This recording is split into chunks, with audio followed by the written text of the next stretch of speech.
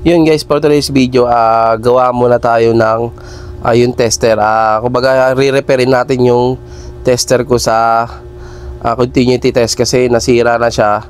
Yun, ngayon binaklas ko, nalaman ko pala lobat na pala yung battery. Kumbaga wala na siyang battery. Yung battery nito ay 9 volts lang naman, yung kwadrado na Everready, tapos isang buzzer.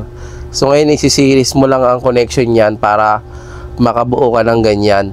Ang purpose kasi niyan guys, gamit ko dati yan nung technician ako.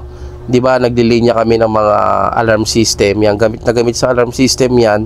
Ang gamit kasi naming wire doon, category 5. Yung pang internet wire, yung makikita kayo mga internet na mga kulay blue, ganun yung gamit namin doon. Ang wire na yun kasi ay 4 pairs yun, bali 8 pieces lahat.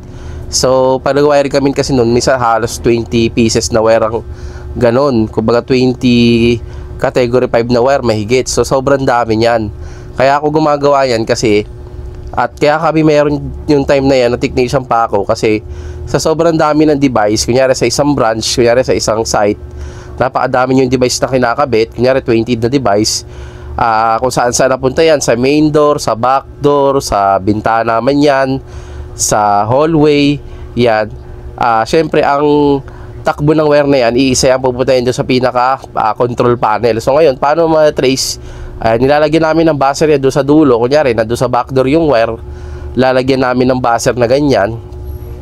Then, ang daming humamaran na wire, di ba, 20. Hindi mo naman agad madidistinguish kung nasaan doon yung wire ng backdoor na ginapit mo. So ngayon, gagawin mo, ilalagay mo yung buzzer doon sa dulo ng wire sa backdoor.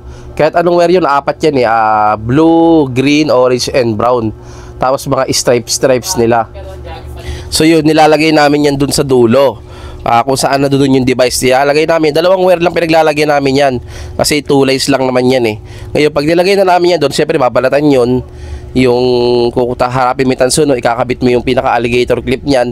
Din dun sa home run na tinatawag, na dun yung lahat ng wire babagsak, isa-isa mo siyang kakatirin yung dulo, yung as in cutter na plies. Kakatirin mo siya para mag-short yung 8 pirasong wire na yan. Once na hindi siya tutunog, hindi pa na, ibig sabihin hindi pa siya nahanap niya. Pero pag cut mo siya, once na tumunog na siya, ayun na yung wire na nandun sa backdoor nga na nilagay mo. So ngayon, malalagyan mo na ng tagging yung pa-home run na wire na gamit mo doon sa backdoor. Yun yung purpose namin yan. Tsaka ngayon, syempre, napakalayang bagay niya kasi pan-testing nga ng continuity yan. Kumbaga, may line ka na alam, tapos ay tumunog yung wire. Ibig sabihin, malaman mo na yung linya na yun, putol. Yan ang purpose talaga ng ginagawa ko na buzzer na yan. Yan, malalaman nyo mamaya yung tunog niyan. Normal na tunog lang din naman. Hindi naman siya yung katulad na kasing lakas. Ang purpose lang talaga niyan, as in, kahit hindi mo siya visual na nalalaman, maririnig mo talaga na continuous pala yung line or putol pala yung line. Yan. So yan lang yung ginagawa kong tester. Kasi gamit na gamit ko yan dito sa motor shop eh. Kasi pag nag-check ako ng mga switches kung saan siya tumakbo, so yun, mabilis ko siyang ma-check, mabilis ko siyang malaman.